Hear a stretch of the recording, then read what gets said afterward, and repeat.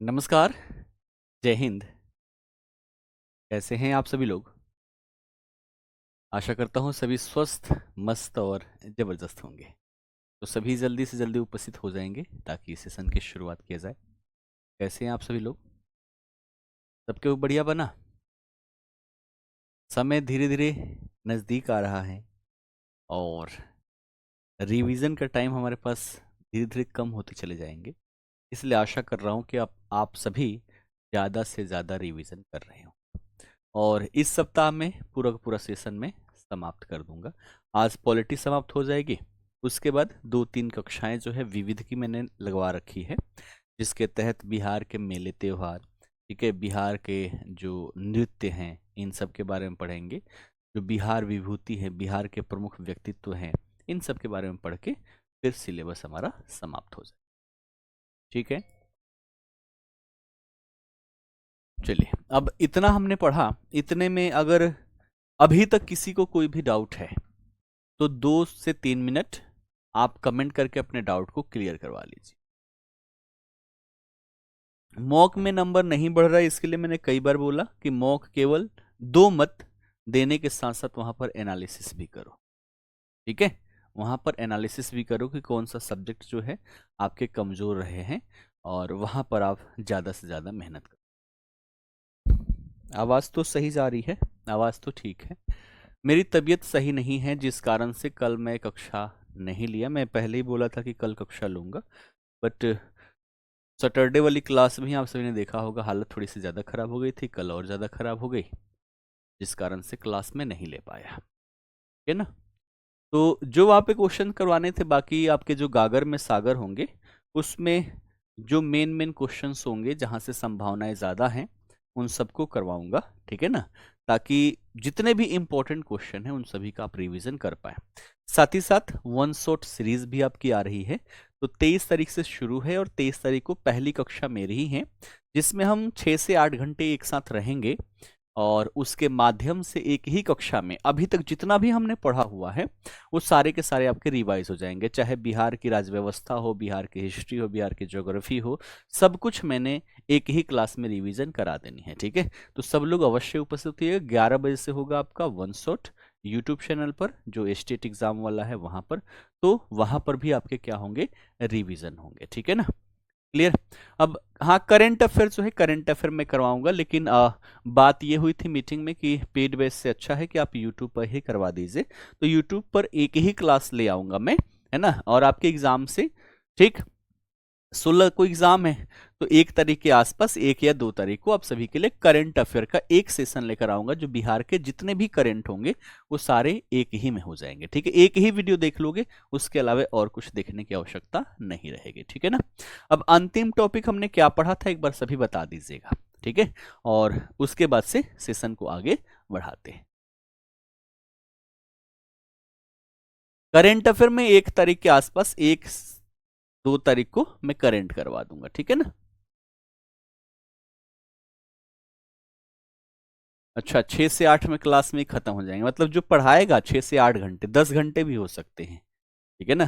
तो वो खत्म नहीं होगा और आप पढ़ोगे तो खत्म हो जाओगे। ऐसे कैसे होगा?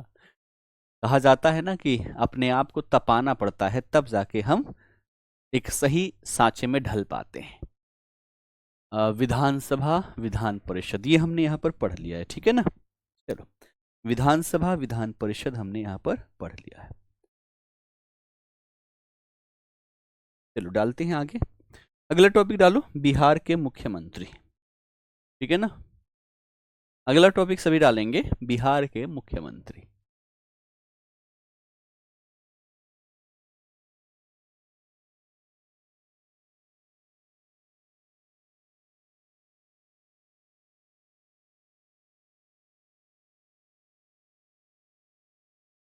बिहार के मुख्यमंत्री।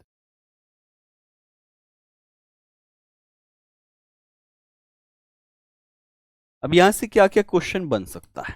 ठीक है ना? जितना क्वेश्चन बन सकता है सब कुछ यहां पर हम लिखते हुए चलेंगे। ठीक है ना?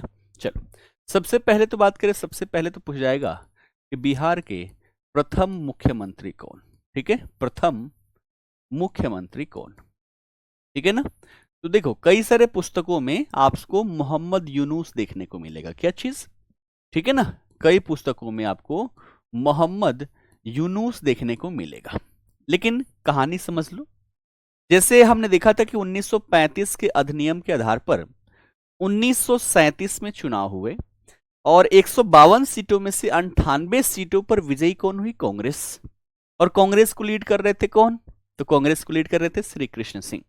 लेकिन जो 1935 के अधिनियम में स्वायत्तता की बात हो रही थी, उस स्वायत्तता को लेकर श्री कृष्ण सिंह और राज्यपाल दोनों के बीच में, मतलब सही तरीके से इन्होंने कहा कि स्वायत्तता दे रहे हो तो कितना दे रहे हो, है ना, अच्छे से क्या करो बताओ।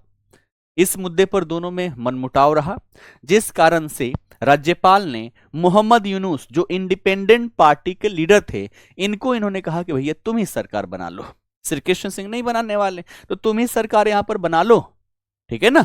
लेकिन ये अपना बहुमत सिद्ध नहीं कर पाए, जिस कारण से इनकी सरकार यहां पर नहीं बनी, ठीक।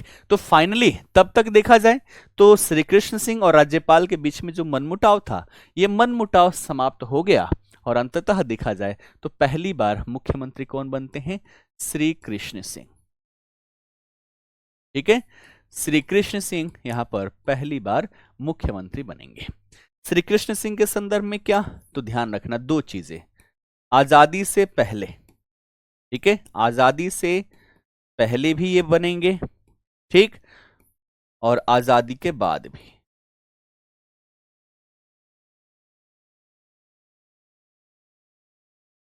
तो अगर प्रश्न पूछे कि बिहार के पहले मुख्यमंत्री कौन, श्री कृष्ण सिंह, आजादी से पहले मुख्यमंत्री कौन, पहले श्री कृष्ण सिंह, आजादी के बाद भी अगर पूछे कि बिहार के पहले मुख्यमंत्री कौन, तो क्या लिखोगे, श्री कृष्ण सिंह लिखोगे। और ऑप्शन में मोहम्मद यूनुस रहे तो देखो बीपीएससी ने भी मोहम्मद यूनुस को ना मानकर श्री कृष्ण सिंह को पहली मुख्यमंत्री माना हुआ है, ठीक है ना। तो आप वहां पर श्री कृष्ण सिंह ही लगाना। जब उनकी सरकार ही नहीं बन पाई तो मुख्यमंत्री कहां से बने, वो तो आमंत्रण दिया गया था ना कि भैया आइए और आप सरकार बनाइए, बहुमत सिद्ध कीजिए, बहुमत सिद्ध नहीं कर पाए तो कहां से वो मुख्यमंत्री बने। और मुख्यमंत्री को पहले क्या कहा जाता था, पहले प्रधानमंत्री कहा जाता था, ठीक है ना, ध्यान रखना, इन्हीं को पहले प्रधानमंत्री कहा जाता था। तो अगर रहे कि बिहार के पहले प्रधानमंत्री, तो घबराना नहीं है, लगाना है श्री कृष्ण सिंह है, ठीक है ना। चलो इसके बाद और क्या क्या पूछा जाएगा, प्रथम महिला, ठीक है ना, प्रथम महिला मुख्यमंत्री कौन, राबड़ी देवी, ठीक है, कौन, राबड़ी देवी, ठीक। उसके बाद पूछे प्रथम हरिजन, प्रथम हरिजन सीएम, क्या लिखोगे, भोला पासवान शास्त्री, क्या लिखोगे, भोला पासवान शास्त्री, ठीक है। फिर पूछे प्रथम मुस्लिम, तो क्या लिखोगे, अब्दुल गफूर, क्या लिखोगे, अब्दुल गफूर लिखोगे, ठीक है। और एक जगन्नाथ मिश्र हैं, इनके बारे में अगर पूछे, नहीं, महामाया प्रसाद सिन्हा, ये पहले निर्दलीय सीएम हैं, ठीक है, प्रथम निर्दलीय सीएम, ठीक है। क्या लिखोगे, लिखोगे महामाया प्रसाद सिन्हा, क्या लिखोगे, महामाया प्रसाद सिन्हा, ठीक है। यानी कि किसी भी दल से नहीं थे। जैसे इलेक्शंस होता है तो आप सभी ने देखा होगा ना, कोई लड़ रहा है बीजेपी की तरफ से, कोई कांग्रेस की तरफ से है, कोई आम आदमी पार्टी की तरफ से है, बिहार में आजकल जनसुराज चल रहा है तो कोई उससे लड़ेगा। और किसी को जब किसी पार्टी से सीट नहीं दी जाएगी तो वो क्या करेगा, वो अपना निर्दलीय लड़ेगा। निर्दलीय का मतलब जो किसी भी पार्टी से संबंधित नहीं है, इंडिपेंडेंट तरीके से वो लड़ रहा है। और ऐसी स्थिति में वो व्यक्ति जीतता है जो बड़ा ही मशहूर हो, ठीक है ना। तो पार्टी से जुड़ा हो या नहीं जुड़ा हो, लोग उसको पसंद करेंगे तो क्या होगा, उसको जीतेंगे, जिताएंगे ही जिताएंगे, ठीक है। तो ऐसी स्थिति में पहले जो निर्दलीय चीफ मिनिस्टर बिहार के बने हुए थे, उनका नाम था महामाया प्रसाद सिन्हा। क्या था, महामाया प्रसाद सिन्हा, ठीक है, क्लियर। चलो अब अगला डालो यहां पर उप मुख्यमंत्री।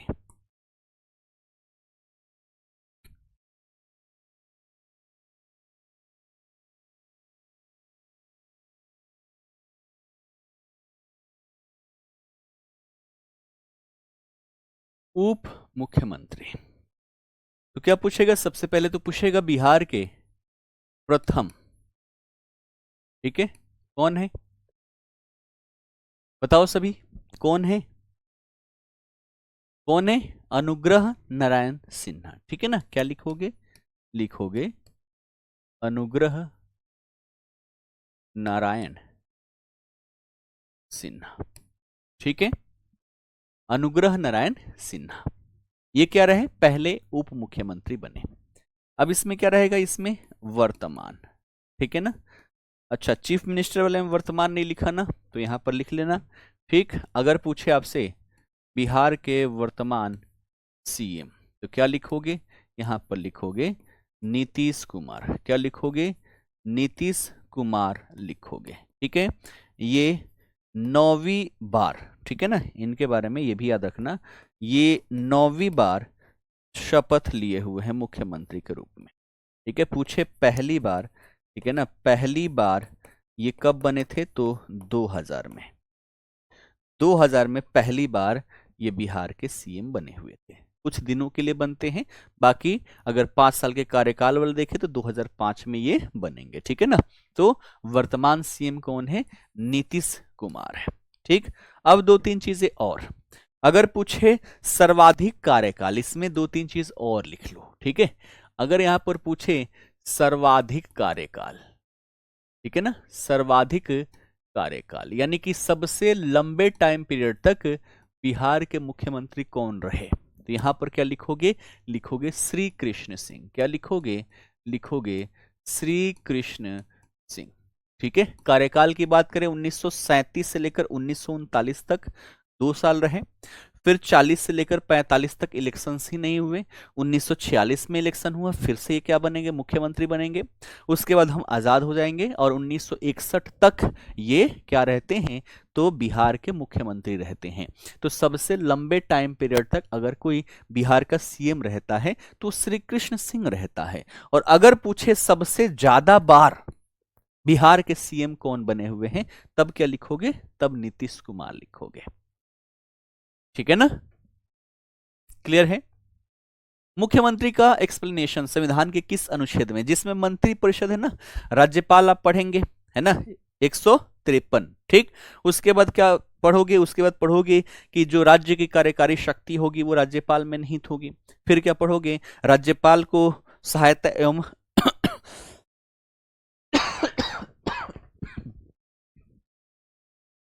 राज्यपाल को शासन प्रशासन में सहायता और सलाह देने के लिए एक मंत्री परिषद होगी। उस मंत्री परिषद का जो मुखिया होगा, जो प्रधान होगा, उसी को मुख्यमंत्री कहा जाता है, ठीक है ना। क्लियर है। ये सारी चीजें आपने भारत के संविधान में पढ़ा होगा, पॉलिटी क्लास में पढ़ा होगा, ठीक है। स्वायत्ता का मतलब होता है कि हम किसी के अधीन ना रह के हम अपने स्वतंत्र रूप से कार्य करें, इसी को स्वायत्त कहेंगे, ठीक है ना। क्लियर। तो ये समझ में आ गया, सबसे ज्यादा टाइम पीरियड तक कौन रहे, श्री कृष्ण सिंह, और सबसे ज्यादा बार मुख्यमंत्री कौन बने हुए हैं, तो वो आपके नीतीश कुमार बने हुए, ठीक। हाँ, इनको कई सारे नामों से जाना जाता है, इनके बारे में आप सभी को पता ही होगा। ठीक है, ये हो गया।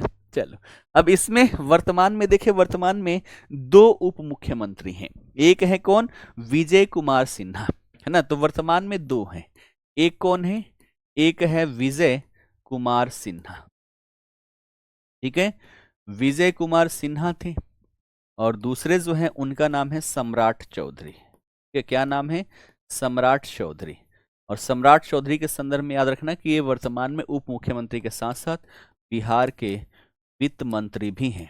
यानी कि बिहार की जो आर्थिक सर्वेक्षण, बिहार का जो बजट पेश किया गया, अगर ऐसा क्वेश्चन आए तो क्या लिखोगे, लिखोगे सम्राट चौधरी, ठीक है। क्या क्वेश्चन कैसे आएगा कि बिहार के वर्तमान में जो आर्थिक सर्वेक्षण था किसके द्वारा पेश किया गया, बजट किसने पेश किया, क्या लिखोगे, सम्राट चौधरी, क्योंकि जो वित्त मंत्री होगा वही इकोनॉमिक सर्वे और बजट जो है दोनों क्या करता है, प्रस्तुत करता है, ठीक है। इससे पहले कौन थे, तो इससे पहले तेजस्वी जी थे, ठीक। क्योंकि पलटू चाचा जो हमारे हैं, आप सबको पता ही है, उनके पास क्या है, सीटें कम है, बावजूद उसके भी इनको क्या करना है, मुख्यमंत्री ही रहना है। और किसी के साथ तभी जुड़ते हैं जब उस पार्टी के द्वारा ये ऑफर दे दिया जाए कि आप ही कुर्सी पर बैठे रहेंगे, ठीक है ना। तो इससे पहले जो इन्होंने सरकार बनाई थी, इनकी अगर बात करें ना, क्या ही कहें, है ना। सबसे पहले देखा जाए तो बीजेपी के साथ मिलकर सरकार बना, ठीक। उसके बाद लालू के पार्टी से मिलकर सरकार बना।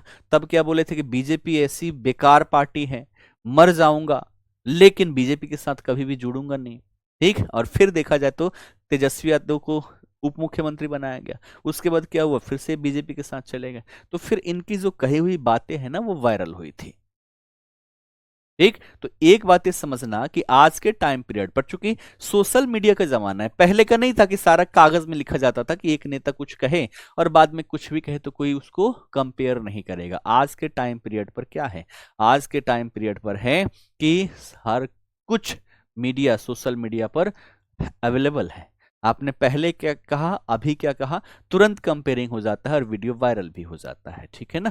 क्लियर है, तो ये ध्यान रखना। उप मुख्यमंत्री वर्तमान में विजय कुमार सिन्हा और सम्राट चौधरी हैं। अनुग्रह नारायण सिन्हा ये पहले उप मुख्यमंत्री थे और इनके संदर्भ में भी याद रखना है, आजादी से पहले, ठीक है, आजादी से पहले भी ये मुख्यमंत्री थे और आजादी उप मुख्यमंत्री, और आजादी के बाद भी, आजादी के बाद भी, ठीक है। तो आजादी से पहले भी पहले उप मुख्यमंत्री अनुग्रह नारायण सिन्हा, और आजाद हो गए आजादी के बाद भी पहले उप मुख्यमंत्री अनुग्रह नारायण सिन्हा बनते हैं, ठीक है। अब मुख्यमंत्री के संदर्भ में एक और करंट में याद रखना, क्या चीज, तो जो हमारे जननायक है कर्पूरी ठाकुर, वो बिहार के 11वें मुख्यमंत्री हैं, ठीक है। करंट में ये सारी चीजें मैं क्या करूंगा, करंट में ये सारी चीजें मैं आप सभी को अच्छे से समझाऊंगा, ठीक है, कि क्या क्या हमें ध्यान देना है जहां से क्वेश्चन बनने की संभावना है। तो उसमें से एक मुख्यमंत्री कौन है, 11वें मुख्यमंत्री कौन, तो कर्पूरी ठाकुर। कहां से, तो समस्तीपुर के कर्पूरी ग्राम से संबंधित है। पहले गांव का नाम पितौजिया था, लेकिन इन्हीं के सम्मान में उसे कर्पूरी ग्राम नाम कर दिया गया है, और बिहार के 11वें मुख्यमंत्री थे, ठीक। और हाल ही में उनको भारत रत्न से सम्मानित भी किया जाता है। क्लियर, ठीक है यहां तक, चलो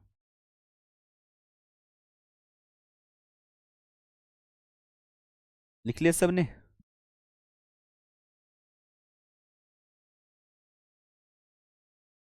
चलो अब हमारा अंतिम बचता है क्या चीज, स्थानीय स्वशासन, ठीक है ना। चलो लिख लो यहां पर क्या चीज, स्थानीय स्वशासन।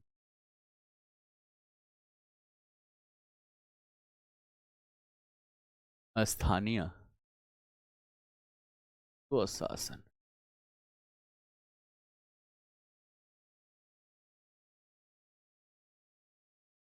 लोकल गवर्नमेंट, ठीक है। अब देखो, हमने पढ़ा था कि भारत में अगर हम सरकार की बात करें तो सरकार 3 स्तर पर हमें देखने को मिलेगी, ठीक है ना। कौन कौन सा, तो केंद्र के स्तर पर कौन सी है, केंद्र के स्तर पर केंद्र सरकार है, क्या है, केंद्र सरकार है।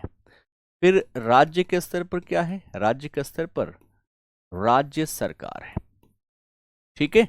उसके बाद गांव के स्तर पर क्या है, ग्राम पंचायत, क्या है, ग्राम पंचायत। इसी को हम क्या बोलते हैं, इसी को हम लोकल गवर्नमेंट कह लेते हैं, ठीक है। ये बातें समझ में आ गई, ठीक है ना। तो केंद्र में केंद्र सरकार, इसका मतलब क्या हुआ, इसको कहा जाता है शासन प्रशासन का विकेंद्रीकरण, ठीक है। सरकार का विकेंद्रीकरण, इसको हम क्या कहते हैं, इसको कहते हैं विकेंद्रीकरण, या एक शब्द और प्रयोग किया जाता है, शक्तियों का बंटवारा, है ना, शक्तियों का विकेंद्रीकरण, ऐसे भी लिख सकते हो, क्या लिख सकते हो, शक्तियों का विकेंद्रीकरण, डिसेंट्रलाइजेशन ऑफ पावर, इंग्लिश में क्या हो जाएगा, इंग्लिश में हो जाएगा डिसेंट्रलाइजेशन ऑफ पावर, शक्तियों का विकेंद्रीकरण। ऐसा क्यों किया जाता है, ऐसा करने का क्या है, ऐसा करने का मतलब क्या है, क्यों किया गया। तो देखो, हमें पता है कि केंद्र सरकार किसके नेतृत्व में चल रही है, तो केंद्र सरकार जो है ये चल रही है मोदी जी के नेतृत्व में, ठीक है। यहां पर कौन है, तो प्रधानमंत्री मोदी जी हैं, ठीक है। जो राष्ट्रपति के सारे पावर है उसका प्रयोग कौन कर रहा है, तो नरेंद्र मोदी कर रहे हैं। अब मान लो मेरे गांव में नाला टूट गया है, मोदी जी को पता होगा, जब पता होगा तभी तो बनवाएंगे। तो मेरे गांव में, है ना, मेरा सिवान के अंतर्गत दरौंदा है, दरौंदा में भी गांव का नाम है कोड़ारी कल्ला, ठीक है। वहां का क्या हो गया है, तो सड़कें टूट गई है। इनको पता चलेगा, कुछ पता नहीं चलेगा। क्यों?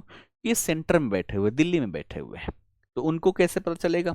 तो हमने राज्यों में राज्य सरकार स्थापित कर दी, ठीक। तो राज्य सरकार जो है यहां पर कौन लीड कर रहा है, यहां पर कर रहे हैं नीतीश कुमार। लेकिन नीतीश कुमार है ना, ये बैठे हुए कहां पर, ये बैठे हुए दिल्ली में, ठीक है। नीतीश कुमार कहां पर बैठे हुए हैं, ये बैठे हुए पटना में। तो क्या इनको पता चलेगा कि मेरे गांव का सड़क टूटा हुआ है? नहीं, इनको भी पता नहीं चलेगा, ठीक। तो अब कैसे पता चलेगा? तो अब यहां से पावर को डिस्ट्रीब्यूट कर दिया हमने कहां पर, ग्राम पंचायत। और ग्राम पंचायत में भी हमने 3 स्तर बना दिए, है ना। एक हमने बना दिया जिला स्तर पर, जिसे जिला परिषद कहा जाता है। एक हमने बना दिया ब्लॉक स्तर पर, जिसे पंचायत समिति कहते हैं। और सबसे नीचे जो है वो हमने ग्राम स्तर पर बनाया, जिसे हम क्या बोलते हैं, ग्राम पंचायत। क्या बोलते हैं? ग्राम पंचायत बोलते हैं, ठीक है। तो ये हमने यहाँ पर स्थापित कर दिया। ग्राम पंचायत में क्या होता है, यहाँ पर होगा मुखिया। यहाँ पर कौन होगा, यहाँ पर होगा मुखिया। और मुखिया को तो पता होगा ना कि मेरे गांव का सड़क टूटा हुआ है, तो ये क्या करेगा, इससे बताएगा। जो प्रमुख होगा, प्रमुख कहाँ, जिला के पास जाएगा, जो जिला परिषद होगा। अब ये मुद्दा कहाँ लेकर जाएगा, तो ये फंड लेकर आएगा पटना से। तो पटना से फंड आया तो कहाँ पहुंच गया, मेरा जिला पहुंच गया सिवान। सिवान से फंड आया तो डिस्ट्रीब्यूट होकर कहां पहुंच गया, मेरे ब्लॉक दरौंदा में। और दरौंदा से मेरा जो ग्राम पंचायत है वो है कोड़ारी कल्ला, ठीक है। तो वहां से पैसे कहां पहुंचे, कोड़ारी कल्ला पहुंचे, मुखिया के पास पहुंचा। मुखिया को पता है कि मेरा सड़क टूटा हुआ है गांव का, तो वो क्या करेगा, बनवा देगा। लेकिन अब क्या कर दिया गया, अब इससे भी और ज्यादा विस्तार कर दिया गया है। मुखिया यानी कि ग्राम पंचायत जो है, ग्राम पंचायत को भी हम कई सारे वार्ड में डिवाइड कर देते हैं। हर 500 की जनसंख्या पर एक वार्ड सदस्य होता है, ठीक है ना। अब जो फंड पहले इसके पास आता था, मुखिया के पास होता क्या था, तो मुखिया जो है इस फंड का गलत प्रयोग करता था। एक मुखिया के पास इतना डेवलपमेंट का पावर है कि एक साल में 5 करोड़ रुपए तक का वो डेवलपमेंट कर सकता है, ठीक है ना। लेकिन किसी मुखिया को ये बात पता नहीं है। ये बात पता नहीं होती है तो ये जो प्रमुख है, अगर इससे ज्यादा जानकार है, तो भैया पैसे तो ले रहा है लेकिन ग्राम पंचायत को भेज नहीं रहा, अपना विकास कर रहा है, ठीक है ना। तो यहां पर इतना कैपेसिटी है कि 5 करोड़ तक का वो विकास कर सकता है, ठीक। अब ऐसी स्थिति मुखिया क्या करता था कि मैक्सिमम 20 लाख 50 लाख या 1 करोड़ का वो फंड लेकर आया। उसमें से प्रयास करता था कि भैया इलेक्शन में हमने बड़ा खर्च किया है, मुर्गा और दारू खूब पिलाया हमने। अपने बिहार में यही होता है ना कि इलेक्शन से 1 हफ्ते पहले से देखो, है ना, हर कोई बस ये चीज जिस दिन खत्म हो जाएगी गांवों में कि एक रात में मुर्गा और दारू पी के वोट दे देते हैं अगले 5 साल के लिए। तो वो जो खिलाया, अब क्या करेगा, सबसे पहले पैसे वसूल करेगा। मुखिया की सैलरी कितनी है, पहले 2000 थी, अब शायद 3600 या 4200 के आसपास हुआ है मंथली। अब सोचो कि कोई भी 4200 रुपए के, मैं 4200 रुपए मान के चलता हूं, एक बार गूगल पे चेक कर लेना कितना है, ठीक है ना। तो 4200 रुपए अगर हम बात कर लें, तो 4200 रुपए के लिए इतना लाखों पैसा कोई क्यों ही खर्च कर देता है। मुर्गा भात पूरा खिला रहा है रात में, दारू चल रहा है पूरा खूब, और खा खा के क्या कर रहे हैं, जाके उसके नाम का वोट दे रहे हैं। तो कोई 4200 रुपए के लिए इतना मेहनत क्यों करेगा? मेहनत का पीछे का जो मेन फंडा है ना, वो है फंड। क्या है? वो है फंड। अगर 1 करोड़ का डेवलपमेंट आया तो 50 लाख तो पहले खुद ही मार लेगा, और 50 लाख में कितना बढ़िया काम होगा वो आपको पता ही है। सड़कें बन तो जाएगी, लेकिन 2 साल में सड़कों की हालत क्या हो जाएगी, खराब हो जाएगी। और ये तब तक चलते रहेगा जब तक जनता यहाँ की जागरूक नहीं होगी। जनता नहीं समझेगी कि ये जो मुखिया बन रहा है ये रात भर के लिए नहीं बन रहा, जब तक मुर्गा दारू पिला रहा है तब तक के लिए नहीं बन रहा। हमारा बनेगा ना तो ये 5 साल के लिए बनेगा, और 5 सालों तक कौन डेवलपमेंट करेगा, हमें उसको यहाँ पर क्या करना है, जितवाना है। अच्छा 5000, हाँ ऐसे ही है, ऐसे ही है बढ़ के, मान लो इतने के लिए क्या है, आजकल 20-25 हजार रुपए कमाओ तब भी कुछ नहीं होता, खर्चे तक नहीं चल पाते। कोई 5000-7000 रुपए के लिए क्यों ही इतना मेहनत करेगा, ठीक है ना। तो ये चीजें जो हैं मेन किसके लिए आती है, फंड खाने के लिए, ठीक है ना। और जिस दिन फंड खाना बंद हो जाएगा उस दिन अपना विकास जो होगा ना, बड़े तगड़े से क्या होगा, मतलब बहुत तगड़े से विकास होगा, ठीक। ये समझ में आ गया सरकार का क्या है, सरकार का यहाँ पर सिस्टम है। अब यहाँ पर सबसे पहले तो क्वेश्चन आता है कि हमारे पास जो स्थानीय स्वशासन है ये कितने स्तर का है, ठीक है ना। तो यहाँ पर ध्यान रखना ये त्रिस्तरीय व्यवस्था है। कैसी है? त्रिस्तरीय व्यवस्था, है ना, 3 टायर सिस्टम, इंग्लिश में क्या बोलते हैं, 3 टायर सिस्टम बोलते हैं। ठीक, तो अब इसमें सबसे पहला जो हो जाएगा, सबसे पहला इसको हम क्या बोलते हैं, जिला स्तर पर, है ना, और जिला स्तर पर जो होता है उसे हम क्या बोलते हैं, जिला परिषद। क्या बोलते हैं, उसे बोलते हैं जिला परिषद, इंग्लिश में भी जिला परिषद ही बोलेंगे। दूसरा जो होगा ये ब्लॉक लेवल पर स्थापित किया जाता है, और ब्लॉक लेवल पर जो स्थापित किया जाता है इसे हम बोलते हैं पंचायत समिति। क्या बोलते हैं, इसे पंचायत समिति कहा जाता है। ठीक है, और फिर जो ग्राम लेवल पर है ना, ग्राम के स्तर पर है, इसे हम बोलते हैं ग्राम पंचायत। क्या बोलते हैं, ग्राम पंचायत बोलते हैं। तो कई बार क्वेश्चन ये भी पूछा गया है, सबसे ज्यादा पूछा गया है पंचायत समिति के बारे में, कि पंचायत समिति जो है ये किस लेवल पर है। ठीक है, तो ब्लॉक स्तर पर जो स्थापित किया जाता है उसे पंचायत समिति कहते हैं। जिला वाले में तो पता ही है, जिला परिषद है, ग्राम में ग्राम पंचायत है, लेकिन ब्लॉक में पंचायत समिति है, इसलिए क्वेश्चन जो ज्यादा बनते हैं वो कहां से, तो ये आपके पंचायत समिति से बनते हैं। अब पूछा जाता है कि जो त्रिस्तरीय व्यवस्था है किस समिति के सिफारिश पर यह लागू किया गया।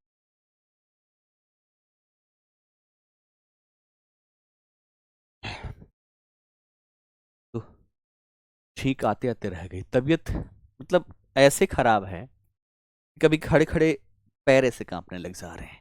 ठीक है ना, बट क्लास भी लेनी है, आप सभी का पेपर है, नहीं कर सकते छुट्टी, ये तब तक छुट्टी नहीं होगी। एक संडे मैंने बोला था कि करवाऊंगा, लेकिन नहीं करवा पाया क्योंकि वो एक्स्ट्रा क्लास थी। ठीक है ना, लेकिन जो रेगुलर है, रेगुलर में कभी मैं छुट्टी नहीं करूंगा, तब तक नहीं करूंगा जब तक कि सारी क्लासेस ना हो जाए, पेपर ना हो जाए। ठीक है ना, क्लियर। तो यहाँ पर त्रिस्तरीय व्यवस्था जो है, कौन सी समिति है, बलवंत राय मेहता समिति। कौन सी, बलवंत राय मेहता समिति। ठीक है, बलवंत राय मेहता समिति जो थी, इसी समिति के सिफारिश पर ये भारत में त्रिस्तरीय व्यवस्था जो है ये स्थापित की गई थी। ठीक है ना, क्लियर है। अब आओ एक एक के बारे में हम पढ़ते हुए चलते हैं। ठीक है ना, एक एक के बारे में। हाँ, बिहार में उसी को मुखिया कहते हैं, यूपी में प्रधान कहते हैं, बात तो एक ही है। ठीक है ना, इसी हाँ चल रहा है, 27-28 पे चल रहा है।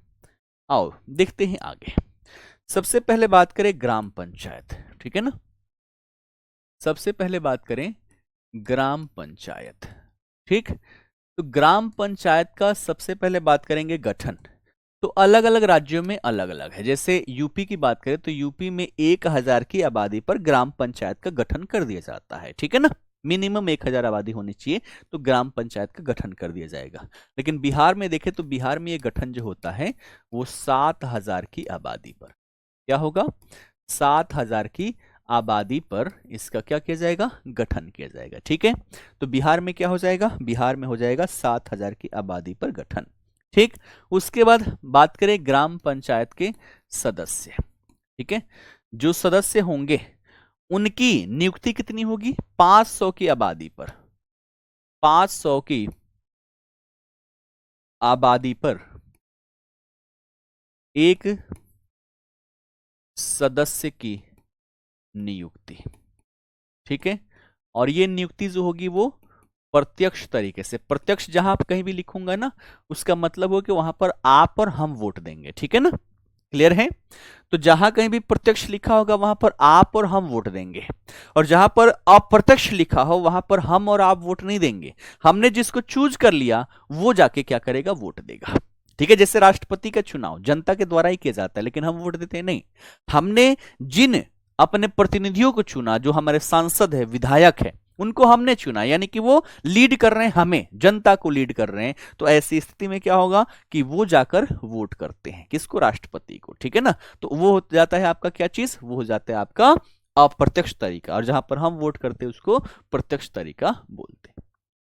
अच्छा, चंडीगढ़ के, बहुत बढ़िया, चंडीगढ़ में प्रधान है तो बहुत बढ़िया है, लेकिन चंडीगढ़ तो शहर है ना, वो तो नगर पालिका के अंतर्गत आएगा, लेकिन ग्रामीण क्षेत्र हो सकता है। लेकिन चंडीगढ़ देखा जाए तो भारत का शहर जो है ना, डेवलप्ड शहर है, उसको डिजाइन के आधार पर बनाया गया है। ठीक है ना, क्लियर है। चलो बात करें इसका कार्यकाल। इसका कार्यकाल कितने वर्ष का होता है, 5 वर्ष का।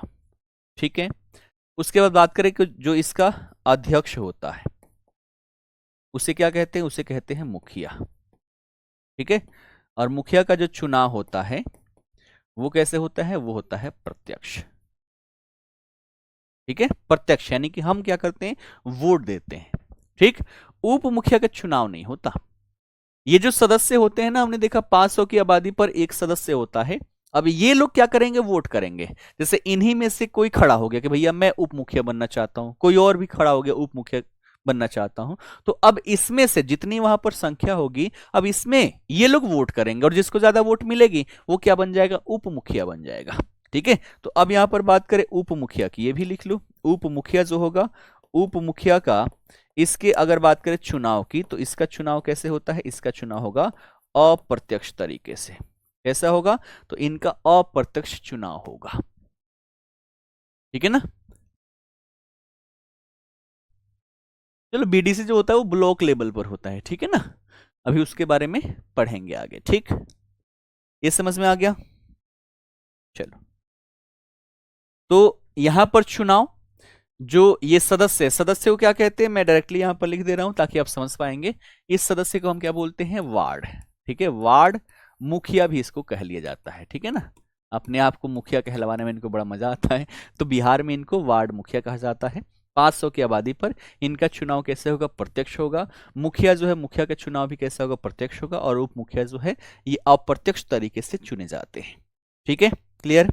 उसके बाद आगे अब बात करिए ग्राम पंचायत जो है, इसकी संख्या कितनी है, तो 8053। ठीक है ना, इसकी अगर पूछे कि अभी वर्तमान में इसकी संख्या कितनी है, तो क्या लिखोगे, 8053।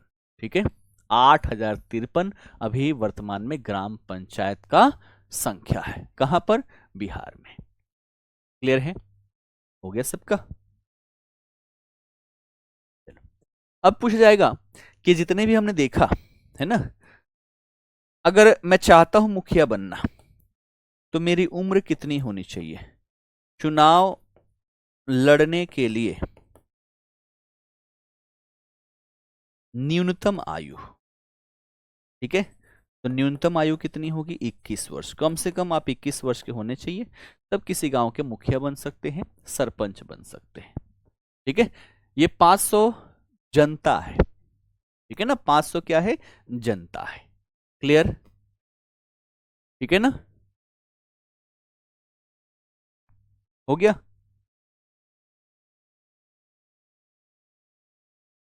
चलो, अब आगे लिखो अगला, पंचायत समिति।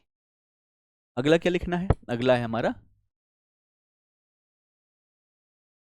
पंचायत समिति। सबसे पहला क्या क्वेश्चन आएगा, इसका स्तर क्या है, किस स्तर पर इसका गठन होगा, तो क्या लिखोगे, ब्लॉक लेवल पर। ठीक है, ब्लॉक के स्तर पर इसका क्या होगा, गठन होगा। ठीक है, ब्लॉक के स्तर पर इसका गठन किया जाता है। ठीक, क्लियर। अब उसके बाद क्या होगा, ब्लॉक को प्रखंड कहते हैं ना हिंदी में, तो आप चाहो तो प्रखंड भी लिख लेना। अब बात करें कितनी आबादी पर, तो 5000 की आबादी पर एक सदस्य चुना जाता है। ठीक है ना, 5000 की आबादी पर एक सदस्य का चुनाव। ठीक है, और ये जो चुनाव होता है कैसा होगा, प्रत्यक्ष होगा। इनका भी चुनाव कैसे होगा, प्रत्यक्ष होगा, यानी कि जनता वोट डालेगी, हम और आप वोट डालेंगे। ठीक है, क्लियर है, हो गया। अब इसी में से क्या होता है, तो हर एरिया में हर 5000 पर एक सदस्य चुना जाएगा, तो कई सारे सदस्य हो जाएंगे, और इन सदस्यों में से अब क्या होगा, वोटिंग होगी, और जिसके पास ज्यादा वोट मिलेगा वो यहाँ का अध्यक्ष कहलाता है, लीडर कहलाता है, और उसे क्या कहते हैं, तो उसे कहते हैं हम प्रमुख। ठीक है ना, गूगल पे मत जाओ, जो मैंने डेटा लिखवा रखी है, जो हमारा करेंटली फरवरी के महीने में जो आर्थिक सर्वेक्षण जारी किया गया था, उस आर्थिक सर्वेक्षण के अनुसार मैंने डेटा लिखवाया है। ठीक है ना, क्लियर है, तो इसी डेटा का प्रयोग करना, जो आर्थिक सर्वेक्षण में गूगल कुछ भी बता देता है। ठीक है ना, और ज्यादातर विकिपीडिया पर आप लोग देखते होंगे, विकिपीडिया एक ऐसा व्यवस्था है जिसमें आप भी एडिटिंग कर सकते हो, तो मैं एडिटिंग करके ये भी उसमें कर सकता हूं कि शशिकांत मतलब अमिताभ बच्चन। ठीक है, तो कोई भी पढ़ेगा तो वो सत्य मान लेगा नहीं। ठीक है ना, तो ये ध्यान रखना। यहाँ पर 5000 की आबादी पर क्या होगा, एक सदस्य का चुनाव होगा। इसका जो अध्यक्ष होता है उसको हम क्या बोलते हैं, उसको बोलते हैं प्रमुख। क्या बोलते हैं, प्रमुख। और जो प्रमुख का चुनाव होता है, ये चुनाव होता है अप्रत्यक्ष तरीके से। कैसे होगा, अप्रत्यक्ष तरीके से होगा। यानी कि ये जितने भी सदस्य हैं, मान लो 20-50 सदस्य आपके यहाँ हो गए, तो अब ये सब क्या करेंगे, वोट देंगे। और यहीं पर खेल होता है, मैंने देखा है ना खेल। क्या होगा यहाँ पर, क्या होगा, तो भैया आप जीत गए, सदस्य बन गए, ले लो एक स्कॉर्पियो। ठीक है, एक स्कॉर्पियो ले लो, वोट मुझे दे दो। करोड़ों का गेम चलता है यहाँ पर प्रमुख बनने के लिए। और जब तक ये चलते रहेगा, क्या ही होगा, कुछ ना होगा। जो एक सदस्य के लिए यहाँ पर स्कॉर्पियो देने के लिए है 15-16 लाख 20 लाख की, और वैसे वैसे 20-30-50 है ना खरीदे जाते होंगे, तो करोड़ों रुपए खर्च कर रहा है। तो फिर जैसे ही वो क्या बनेगा, प्रमुख बनेगा, बनते ही क्या होगा, सबसे पहले तो वो पैसे यहाँ पर वसूलेगा। तो जब पैसे खुद के लिए वसूलेगा, तो फिर क्या होगा, फिर वो क्या ही डेवलपमेंट करेगा। इस्तीफा वाला लास्ट में एक साथ ही लिखवा दूंगा कि मुखिया किसको देगा, प्रमुख किसको देगा, है ना, जिला परिषद किसको देगा। ठीक है ना। गागर में सागर, डेट सर ने यूट्यूब पर बताया तो है, थोड़ा वो भी वहां पर भी आप सभी ध्यान दे लिया करो। तो इसका अध्यक्ष जो होगा वो क्या होगा, प्रमुख होगा। ठीक है ना, क्लियर है। इसकी संख्या देखे तो कितनी है, 533। वर्तमान में इसकी संख्या कितनी है बिहार में, ये है 533। ठीक है, तो 533 पंचायत समिति वर्तमान में है। ठीक है, क्लियर है। चलो तीसरा स्तर लिखो। तीसरा स्तर क्या हो जाएगा, तो जिला स्तर पर होगा जिला परिषद। ठीक है, तीसरा स्तर कौन सा हो गया, जिला स्तर पर जिला परिषद। ठीक है, तो इसमें लिख लो क्या चीज, जिला स्तर पर गठन। ठीक है, जिला स्तर पर क्या होगा, इसका गठन किया जाएगा। ठीक, इसकी बात करें, एक सदस्य 50,000 की आबादी पर। ठीक है, 50,000 की आबादी पर एक सदस्य का चुनाव।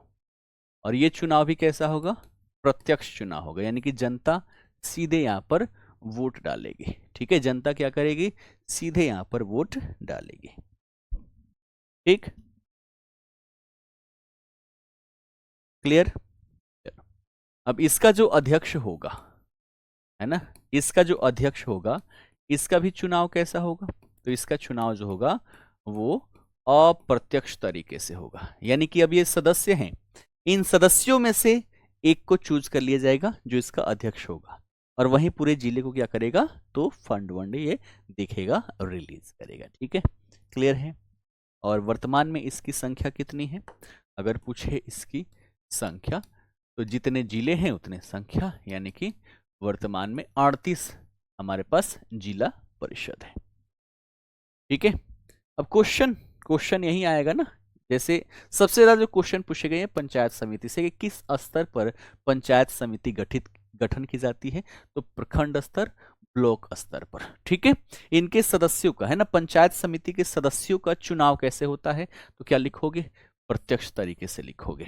ठीक है, अगर पूछ ले कि प्रमुख का चुनाव कैसे होता है, तो क्या लिखोगे, अप्रत्यक्ष तरीके से। तो इस तरीके से आपका ये सारी चीजें रहता है। ठीक है, क्लियर। अब आओ यहां पर लिख ले त्याग पत्र। ठीक है, कौन किसको त्याग पत्र देगा।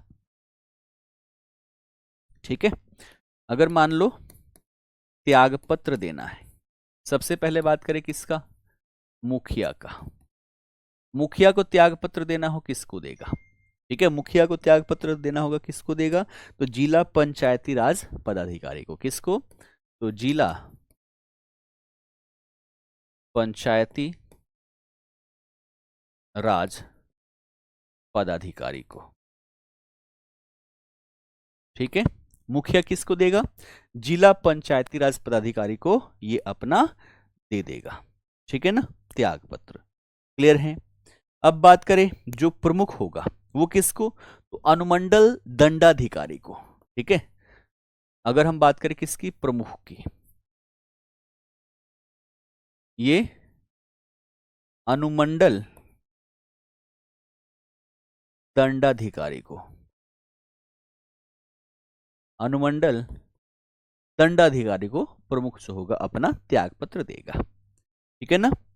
और जो ये जिला परिषद होगा, ठीक है, जो जिला परिषद होगा ये किसको देगा त्याग पत्र, तो ये जिला दंडाधिकारी को, ठीक है, किसको, जिला दंडाधिकारी।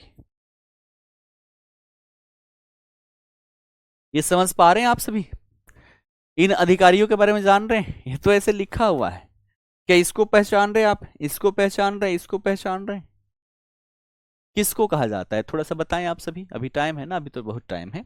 जिला पंचायत राज पदाधिकारी है ना, उसके बाद अनुमंडल दंडाधिकारी, जिला दंडाधिकारी, इसको नॉर्मली किस नाम से जाना जाता है बताएंगे सभी। उप मुखिया जो होगा वो मुखिया को दे देगा, ठीक है ना।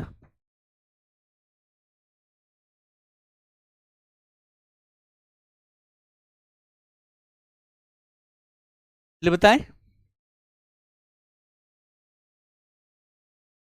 नहीं पता, देखो जिला पंचायती राज पदाधिकारी इसे हम क्या कहते हैं, वीडीओ कहते हैं, ठीक है ना।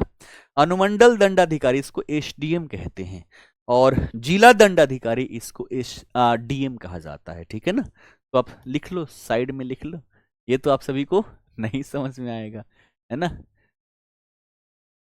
डंडा दिखाई दे रहा है, जिला दंडाधिकारी, ठीक है ना, वीडियो, एसडीएम और डीएम। अब समझ आ गया, अब समझ में आ गया। अनुमंडल में जो होता है, जो दंडाधिकारी होता है वो क्या होता है, एसडीएम होता है, ठीक है। जो जिला में होता है वो डीएम होता है, और जो ब्लॉक लेवल पर होता है उसे वीडियो कह लेते हैं, बीडीओ, वीडियो नहीं बीडीओ, हाँ एसडीओ भी कहते हैं ना इसको, समझ में आ गया। देखो सरपंच जो होता है वो ग्रामीण स्तर पर क्या होता है, एक न्यायिक अधिकारी होता है, उसका भी चुनाव प्रत्यक्ष तरीके से होता है, ठीक है ना। यहां पर भी लिख लो, सरपंच के बारे में थोड़ा सा लिख लो, क्योंकि हमने अपने यहां भारत में क्या कर रखा है, तो प्रशासन का विकेंद्रीकरण किया है, तो न्याय का भी हमने विकेंद्रीकरण कर दिया। अगर छोटा मोटा चीजें अगर आप सभी को दिखाई दे रहा है, जैसे भाई भाई में कुछ विवाद हो गया, अगल बगल वालों में कुछ विवाद हो गया, तो क्या इसको लेकर आप सुप्रीम कोर्ट जाओगे, इसको लेकर आप कहां जाओगे, जिला न्यायालय जाओगे, नहीं। सबसे पहला और सबसे निम्नतम स्तर जो हमने बना रखा है ना, क्या चीज, न्याय का निचला स्तर, निचला कह सकते हैं, या फिर हम यहां पर प्रथम कह सकते हैं, ठीक है। प्रथम स्तर क्या हो जाएगा, सरपंच हो जाएगा। इसका चुनाव जो है ना, इसका चुनाव जो होता है वो प्रत्यक्ष तरीके से होता है, ठीक है, प्रत्यक्ष तरीके से होता है। इसका चुनाव हम क्या करते हैं, खुद ही। सरपंच के लिए भी क्या होता है, उठता है ना, सरपंच जो है इलेक्शन लड़ता है यहाँ पर, और हम क्या करते हैं, वोट देते हैं, ठीक है। तो छोटे मोटे जो न्याय है, 5,000 तक के जो मुद्दे हैं उन सभी को ये क्या कर सकता है, सुलझा सकता है, ठीक है ना। और उसके ऊपर का जो होगा उसके लिए हमें कहाँ जाना पड़ेगा, तो अनुमंडल स्तर पर या फिर जिला एवं सत्र न्यायालय पर हमें जाना पड़ता है, ठीक है ना। तो ये बातें समझ में आ गई। तो ये हो गया सरपंच, ठीक है। इनके नीचे जो होते हैं वो पंच होते हैं, और ध्यान रखना है किसी भी मुद्दे पर अगर न्याय देना हो तो कम से कम 5 जो पंच हैं उनका समर्थन आवश्यक है। लेकिन गांव में आज भी क्या देखने को मिलता है, गांव में क्या देखने को मिलता है, जो सरपंच है ना अपने आप को बड़ा पावरफुल समझ लेता है और अकेले जाके फैसला सुना देता है। नहीं, ऐसा नहीं होता। किसी भी मुद्दे पर फैसला सुनाने के लिए या बहस करने के लिए, न्याय देने के लिए बात शुरू करना हो तो कम से कम 5 जो पंच हैं, पंचों का समर्थन आवश्यक होता है, और उनके समर्थन के साथ ही इस मुद्दे पर क्या किया जाता है, तो बहस शुरू की जाती है, और उसके पश्चात यहां पर न्याय देता है, ठीक है। देखो मुखिया जी के पास ये अधिकार नहीं है, लेकिन फिर भी क्योंकि मुखिया क्या है, पूरे गांव को लीड कर रहा है, गांव का लीडर है, ठीक है ना, इसलिए मुखिया जी की भी बात हम मान लेते हैं, लेकिन न्याय करने का जो अधिकार है वो किसके पास है? सरपंच के पास है। ठीक है ना, क्लियर है? चलो, अब गांव में तो हमने देख लिया ग्राम पंचायत, अब शहर में क्या होगा? तो शहर में होगा नगर पालिका। ठीक है, शहर में क्या होगा? तो नगर पालिका। ठीक है, शहरों में क्या होगा? तो नगर पालिका होगा, इसके बारे में है ना। यहां पर लिख लो पहले नगरीय प्रशासन। ठीक है ना, सबसे पहले क्या लिखना है? नगरीय प्रशासन। ग्रामीण प्रशासन तो हमने देख लिया, अब नगरीय प्रशासन की बात कर लें। तो जिस तरीके से त्रिस्तरीय व्यवस्था हमारे ग्रामीण क्षेत्रों में है, वैसे ही त्रिस्तरीय व्यवस्था जो है वो कहां पर? वो शहरों में है। ठीक है, सबसे जो निचला स्तर होता है उसे हम क्या बोलते हैं? उसे हम बोलते हैं नगर पंचायत, जिसकी संख्या 154 है। ठीक है, नगर पंचायत जो है, नगर पंचायत सबसे निचले स्तर पर, और इसकी वर्तमान में संख्या कितनी है? 54। ठीक है, नगर पंचायत के जो ऊपर है उसको कहा जाता है नगर परिषद, इसकी संख्या 88 है। ठीक है, क्या कहा जाता है? नगर परिषद। और नगर परिषद की संख्या वर्तमान में कितनी है? 88। ठीक है, और सबसे ऊपर जो होता है ना उसको हम बोलते हैं नगर पालिका। क्या बोलते हैं? नगर पालिका। और वर्तमान में बिहार में नगर पालिका की संख्या 19 है ना। 19वां अगर आप सभी से पूछे, जो सबसे नया बना हुआ है, तो 19वां कौन सा है? 19वां है सहरसा। कौन सा है? सहरसा। ठीक है, 19वां क्या है? 19वां सहरसा है। ठीक है, क्लियर? चलो, अब अंतिम चीजें यहां पर लिखते हैं। लिख लिया सबने? लिख लिया सबने? चलो, अब यहां पर डालो बिहार। ठीक है, बिहार में अभी कौन सा अधिनियम लागू है पंचायती राज व्यवस्था की? ठीक है, तो क्या लिखोगे? बिहार में वर्तमान में बिहार पंचायत राज अधिनियम 2006 लागू है। ठीक है, इससे पहले 1993 वाला लागू था। ठीक है, फिर 2006 में हमने क्या किया? इसमें अपडेट किया, और अपडेट करके अभी वर्तमान में जो बिहार में पंचायती राज व्यवस्था है वो कौन सी है? बिहार पंचायत राज अधिनियम 2006, ये यहाँ पर क्या है? लागू है। अब इसके प्रावधान क्या क्या है? ठीक है, इसके प्रावधान क्या है? सबसे पहला प्रावधान वही है कि यहाँ पर त्रिस्तरीय व्यवस्था है। ठीक है, क्या है? त्रिस्तरीय व्यवस्था यहाँ पर लागू है। ठीक, साथ ही साथ आरक्षण की हम यहाँ पर बात कर लें। ठीक है, तो आरक्षण के संदर्भ में याद रखना, महिलाओं को 50%। ठीक है, महिलाओं को 50% का आरक्षण। ठीक है, और ये सभी स्तरों पर है, तीनों स्तर पर है, चाहे ग्राम पंचायत की बात कर ले, पंचायत समिति की बात कर लें, या फिर जिला परिषद की बात कर लें, हर जगह क्या है? 50% का आरक्षण यहाँ पर महिलाओं को दिया गया है। ठीक है, उसके बाद ओबीसी की बात कर ले, तो ओबीसी को 20% का आरक्षण दिया गया है। ओबीसी है ना, ओबीसी को कितना? 20% का आरक्षण है। और साथ ही बात कर ले एससी और एसटी, है ना, एससी और एसटी, इनके लिए है ना जनसंख्या के प्रतिशत के आधार पर। ठीक है ना, जनसंख्या के